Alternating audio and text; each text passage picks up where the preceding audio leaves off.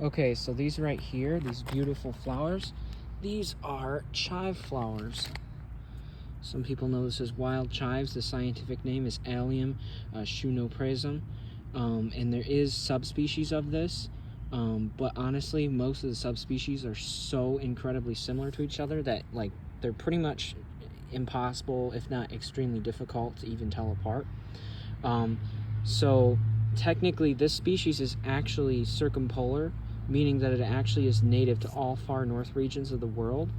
So it's native to North America, northern North America, like here in Michigan. It's native to Europe, northern Europe, and northern Asia. So this species actually has a circumpolar distribution. It's actually a native species. Like I said, there's technically native subspecies, but like I said, the subspecies, the native population of wild chives is so incredibly similar that it's very hard to distinguish, and at that point it doesn't even really matter. So basically this species is native here, yeah, it's pretty cool. The flowers are absolutely beautiful. It's an allium species, so it's basically a type of wild onion. These are very cold hardy. They do really good here in zone 6, and they actually start growing, like the leaves start growing as early as March when there's frost and it's cold and very few other plants are growing here in Michigan. These will start sprouting. So these sprout very early. They flower about now, about May. So yeah, they have a very good scent too. It's like a sweet sort of oniony scent, the flowers do, and the bees and pollinators absolutely love them. So if you're looking for a tough native plant with beautiful flowers that the pollinators love, this is definitely a good one. This is growing in very heavy clay soil and it's thriving. These can grow in sandier soils as well. These can grow in almost any soil. They're very tolerant of different conditions. As long as it's like full sun, they'll be fine. And so these are a very great native tough flower.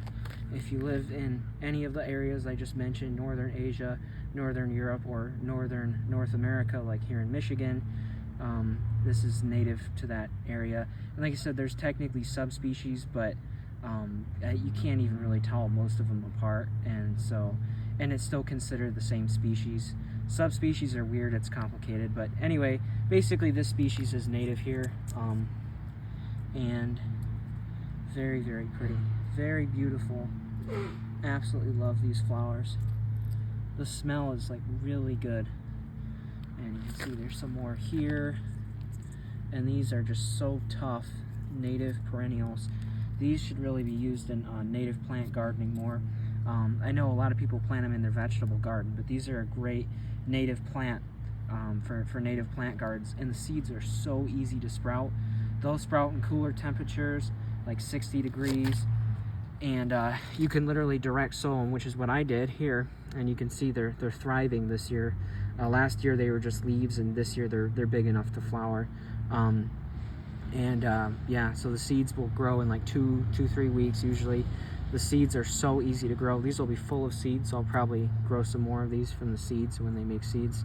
But yeah, I mean, these are great native plant, especially for crappy soil, especially heavy clay soils. This is a great native plant to put in clay soils, full sun.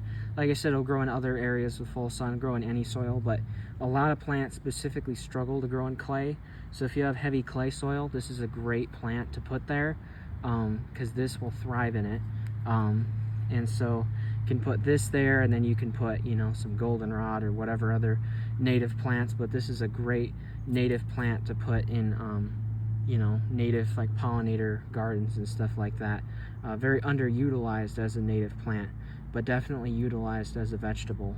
I don't really plan on eating these. Not that I don't like chives to eat, but they're really pretty and they're helping the wildlife, and I just don't really need to eat them. So I mostly just grow plants to help wildlife, but yeah, these are just beautiful, absolutely gorgeous native plant.